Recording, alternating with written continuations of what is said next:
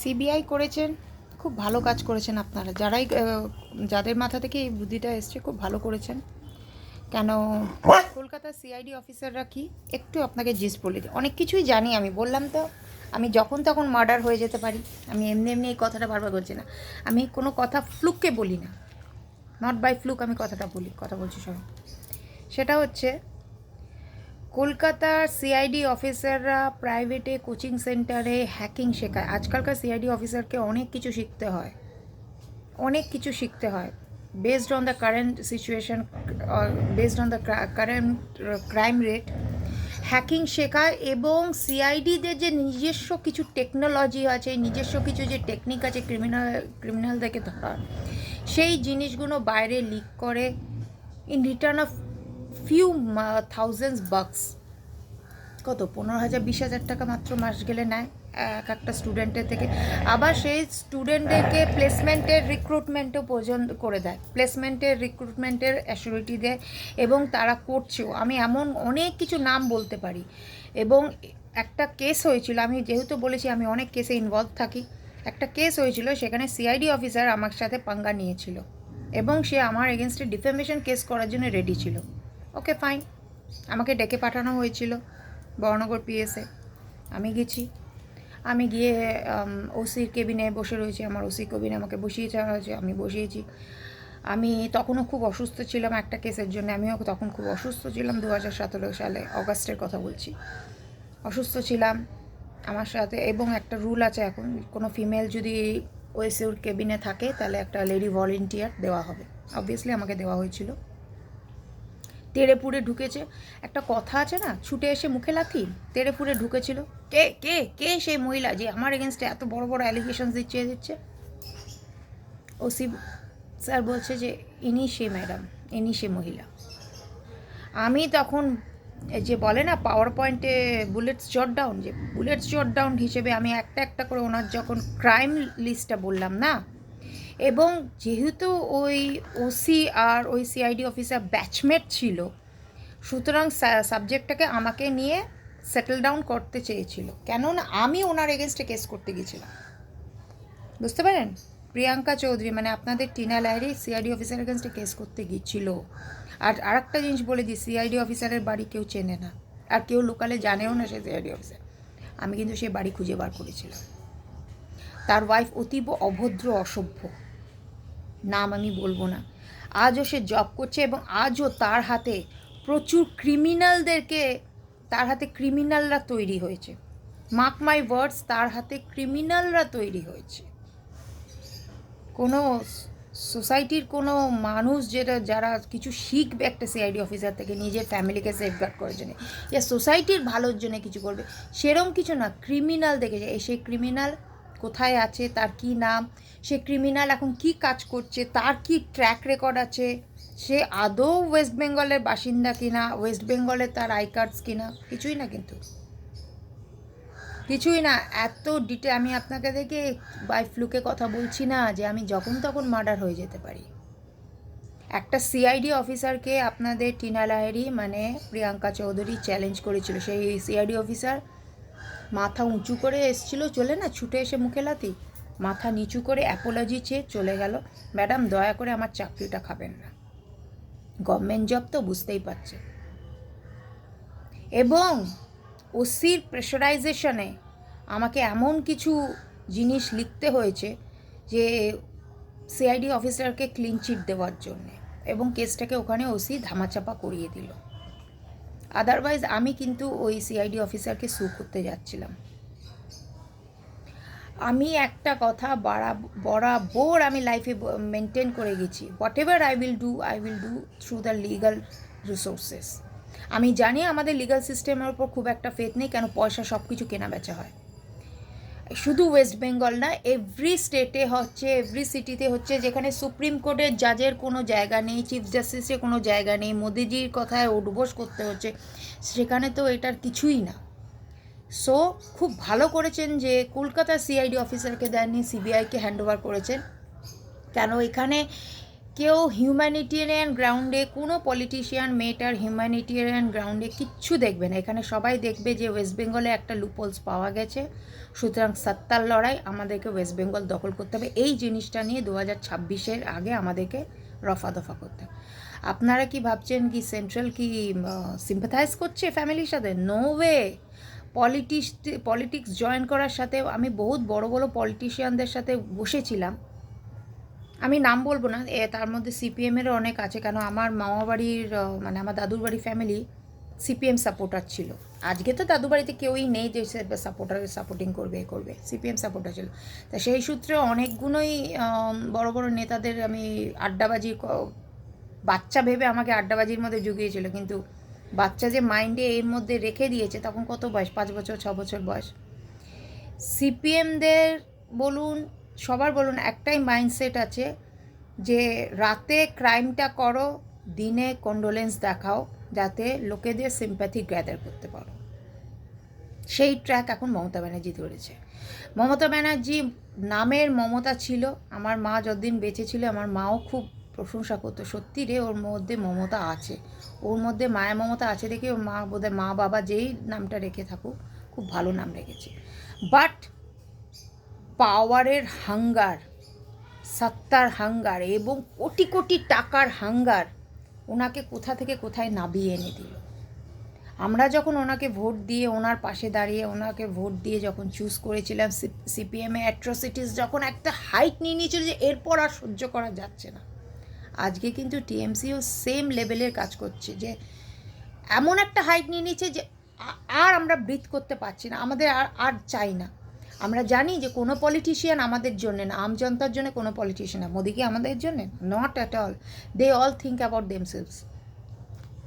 Politics মানে হচ্ছে নামটার মধ্যে এতটা ক্রুয়েলিটি আছে না, সবসময় কিছু না মাইন্ড গেম খেলতে থাকো।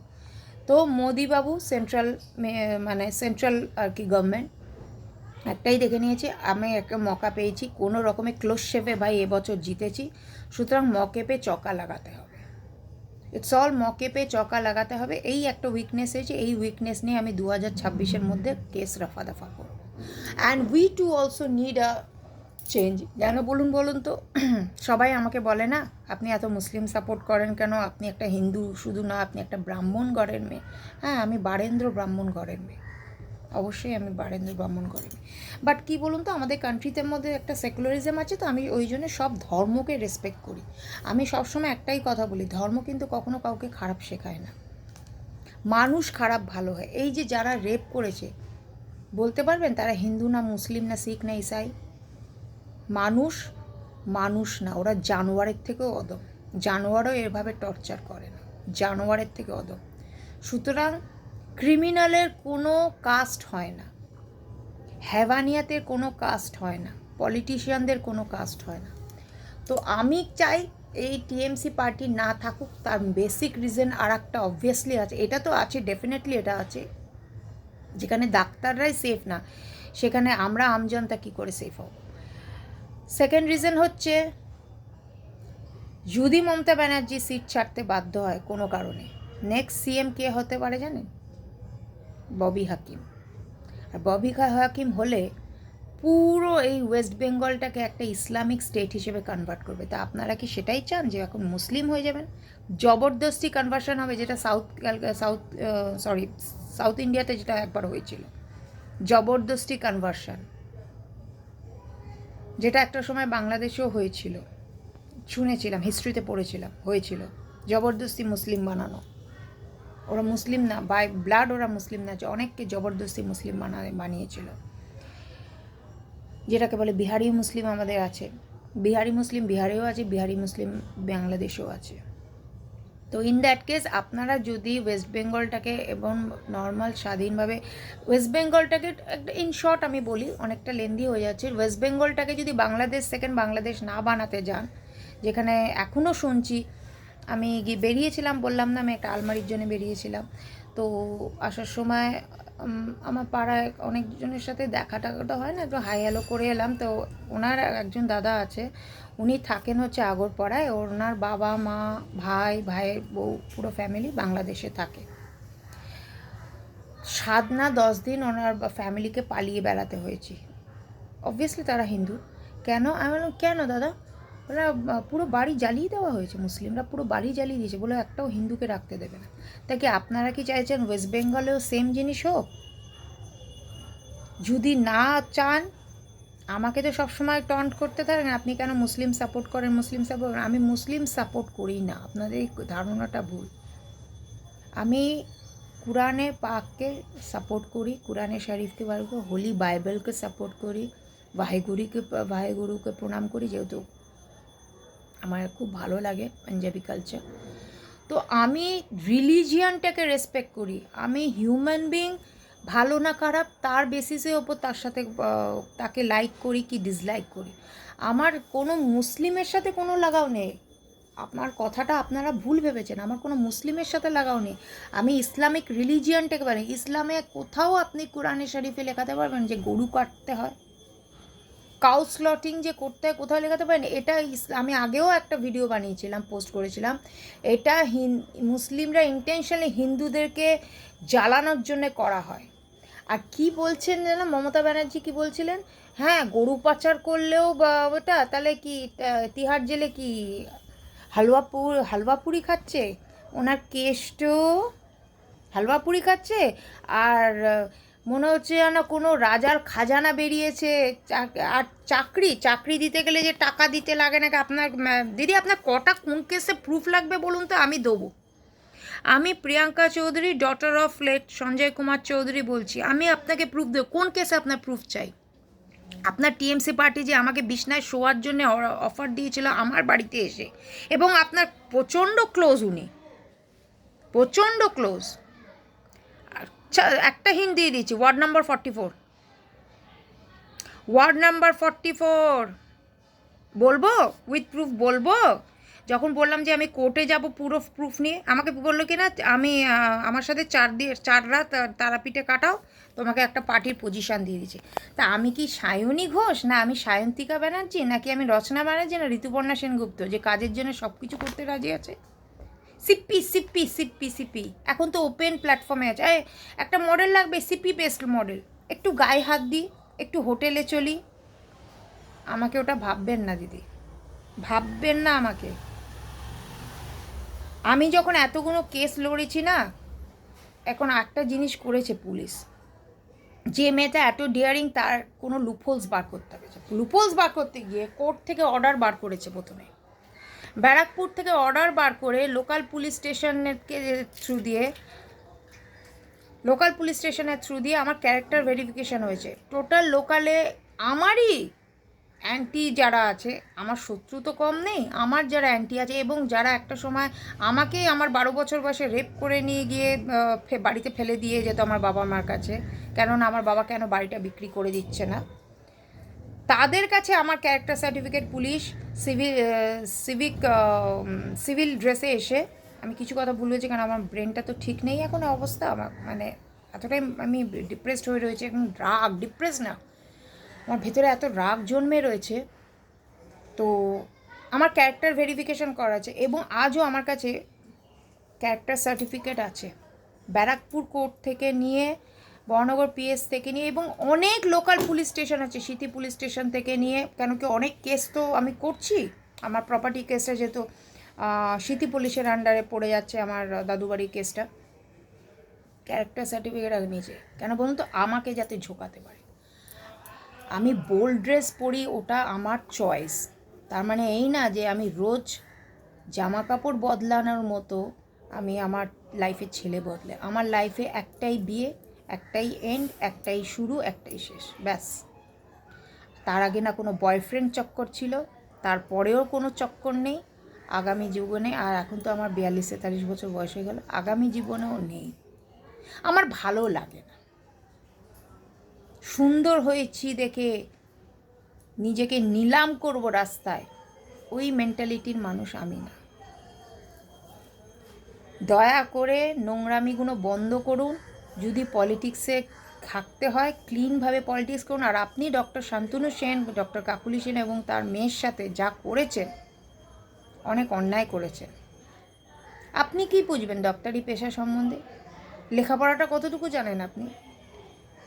হ্যাঁ, আপনি লয়ার আমি জানি, কিন্তু সেই লেভেলেরই লয়ার। লয়ারের তো একটা গ্রেড থাকে, A B C D grade থাকে, আপনি সেই লেভেলেরই লয়ার। কেন বলুন তো? আমার ঠাকমার বাড়ির ফ্যামিলিটা পুরো ব্যারিস্টার, এটা আবার ভাদুড়ি ফ্যামিলিটা একটু দেখে নেবেন। আমার বাবার বাড়ির দিকটা পুরো লয়ার। একটু রায়পুরটা দেখে নেবেন, রায়বাহাদুর চৌধুরী ফ্যামিলিটা এখনও কন্টিনিউ চলছে। আমি তো কোনো সারাকছাপ প্রোডাক্ট না যে আমার কোনো বাপমার অস্তিত্ব নেই, কোনো বংশ পরিচয় নেই, কিছুই নেই, হঠাৎ করে একটা গজিয়ে গেলাম। অহংকার আছে, দম্ভ আছে, কিসে জানেন তো? নিজেকে ক্লিন রেখেছি এত বছর ধরে, নিজেকে ক্লিন রেখেছি, নিজেকে লোভ থেকে সরিয়ে রেখেছি। সব থেকে বড় জিনিস আছে না, যদি নিজেকে লোভ থেকে কন্ট্রোল করতে পারো তাহলে তুমি মাথা উঁচু করে টিল ডেথ দাঁড়িয়ে থাকতে পারো।